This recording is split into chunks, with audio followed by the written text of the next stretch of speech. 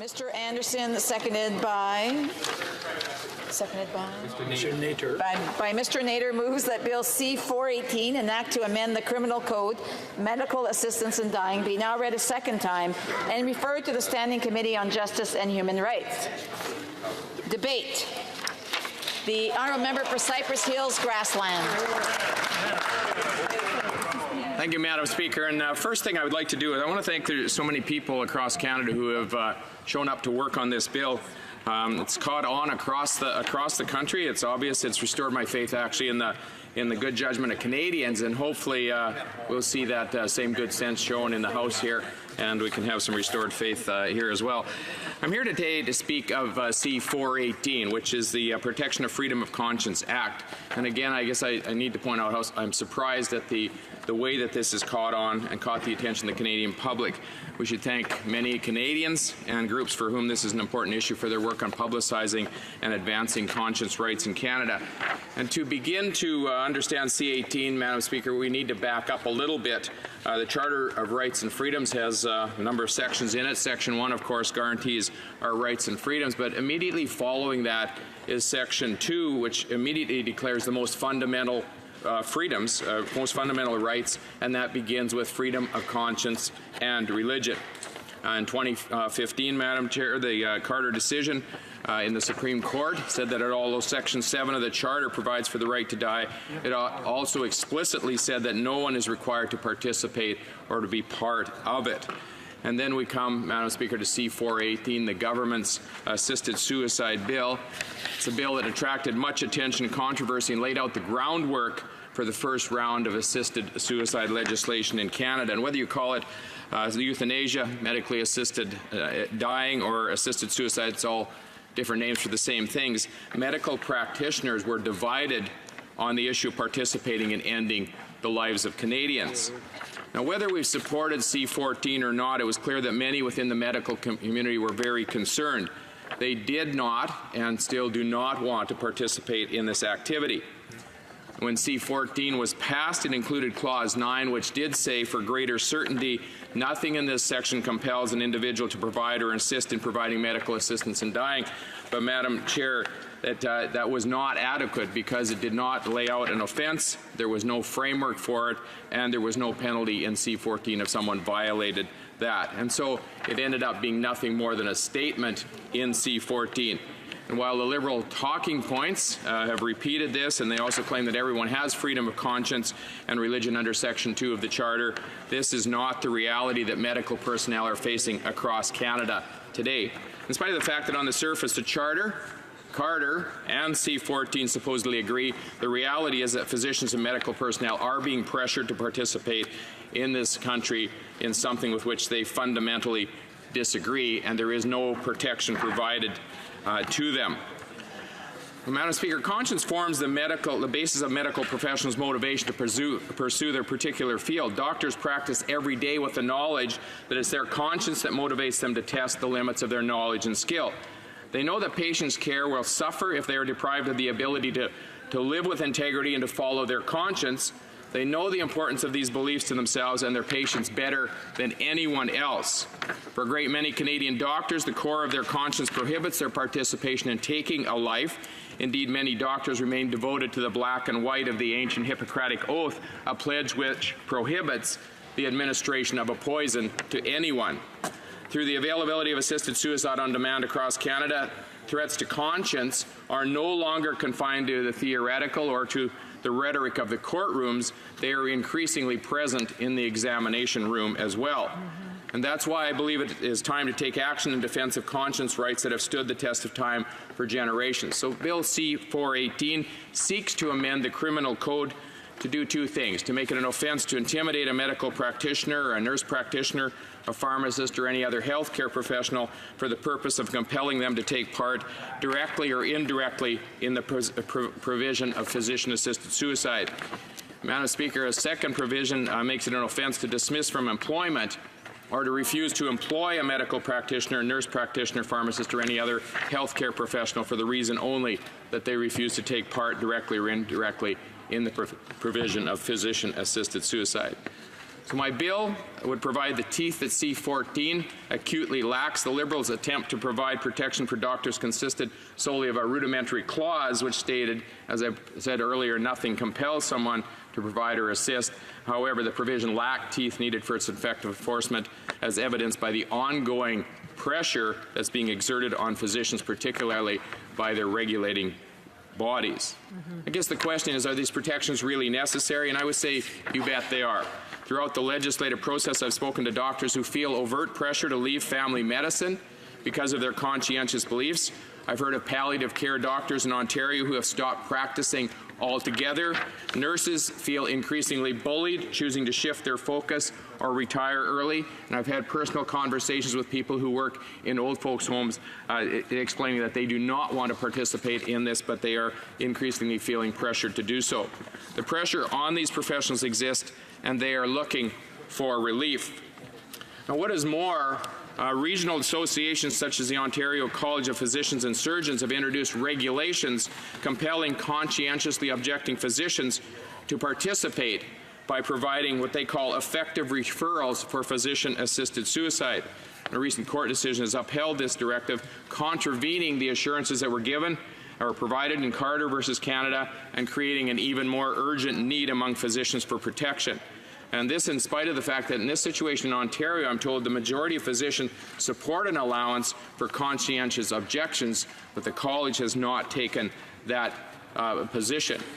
And as strange as it sounds, Madam Speaker, the court decision, the recent one, refers to the college's suggestion that if physicians don't like to participate, then they could find other areas of medicine to take up. And Madam Speaker, this is unusual, particularly in a situation where we have such a shortage of physicians and medical services. And they suggest that if they don't like participating, they could take up things like sleep medicine. This is part of the court ruling, hair restoration, sport and exercise medicine, skin disorders, obesity medicine, aviation examinations, travel medicine, or perhaps become a medical health officer if they don't want to participate.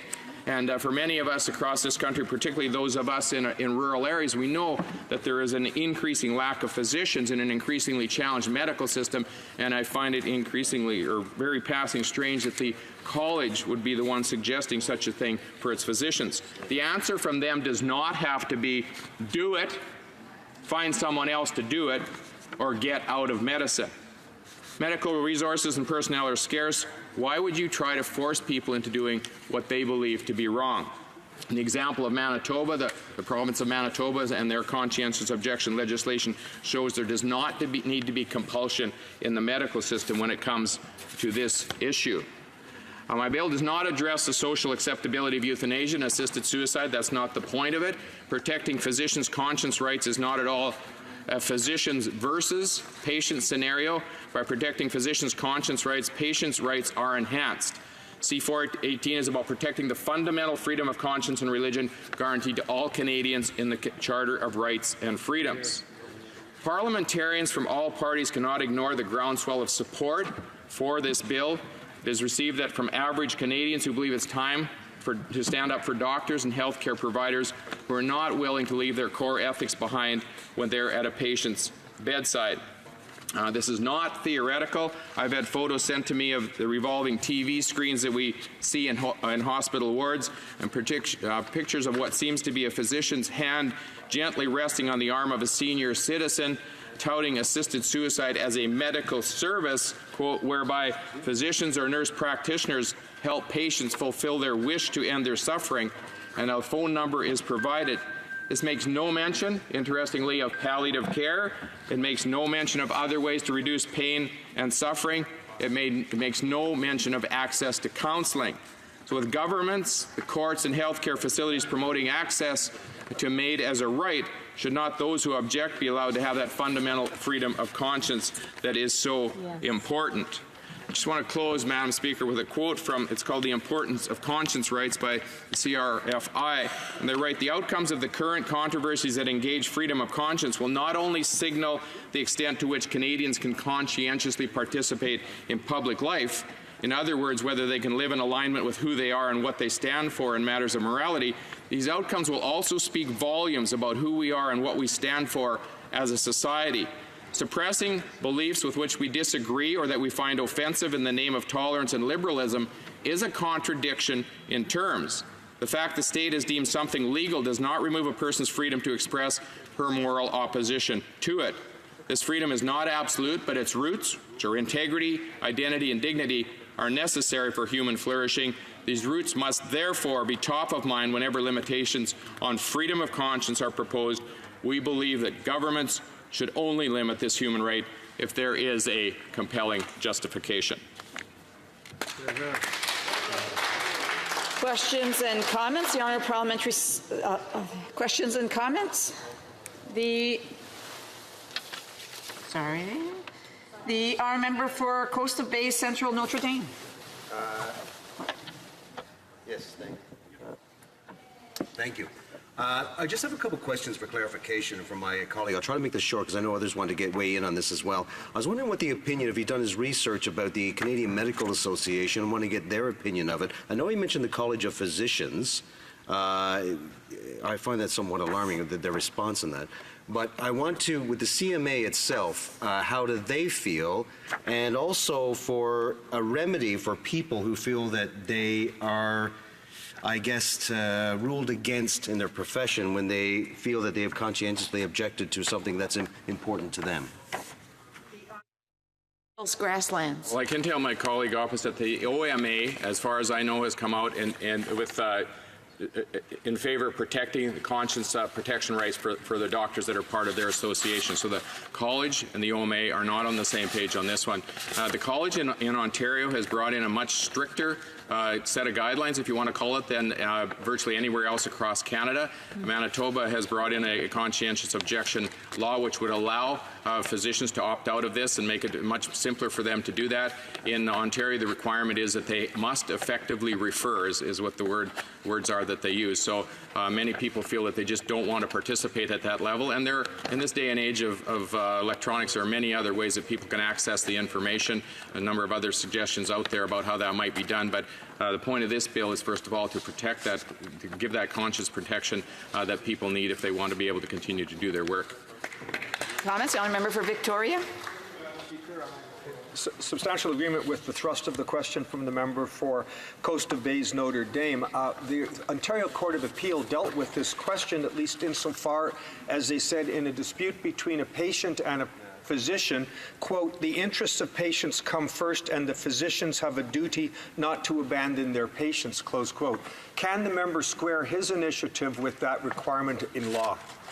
The Honourable Member for Cypress Hills Grasslands. I actually believe that we can, and they've done it in other places across the country. But there are numerous ways that people can come to information about assisted suicide or medical assistance in dying, and certainly there's a number of options open to how they might access that information. The question is whether physicians are obligated to refer that, they're obligated to provide it, or if they can opt out and give them another option, another way to find out that information. And we believe that that's very possible.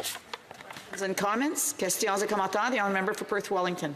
Thank you, Madam Speaker. And I would like to thank the member from Cypress Hills Grassland for bringing forward this private member's bill. I know in my riding of Perth Wellington, I've received a fair bit of correspondence on this matter in support of the member's bill. And I was wondering if he could highlight some of the support he's had for his bill from constituents in his riding and Canadians across the country.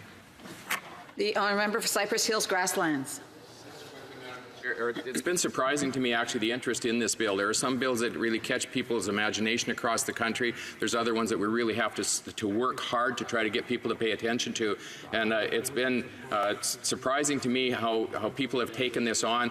We have an onslaught of petitions that are coming into our office now every day. I'm trying to pass them on to my colleagues as well so they can understand the interest that people in their ridings have in this issue. But certainly people, I think, generally want to be fair to other people and allow them to have the capacity to operate off of the things that they believe in. Every single one of us has a set of beliefs. We have that right to be able to operate under our set of beliefs as long as we're not destroying somebody else's life or in their face. And in this situation, I believe we should be giving medical professionals who operate every day from a sense of conscience in what they do the opportunity to be able to do that. And for a very brief question, the Honourable Member for, sorry about that, the Honourable Member Don Valley West. Madam Sorry. Speaker. I just want to refer the mover of this piece of legislation to the report that was done by the Special Committee on Medical Assistance in Dying.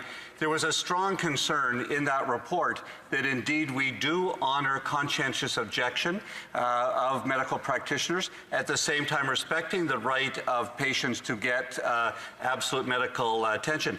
If it comes down to a patient's right or a physician's right, which would the member choose?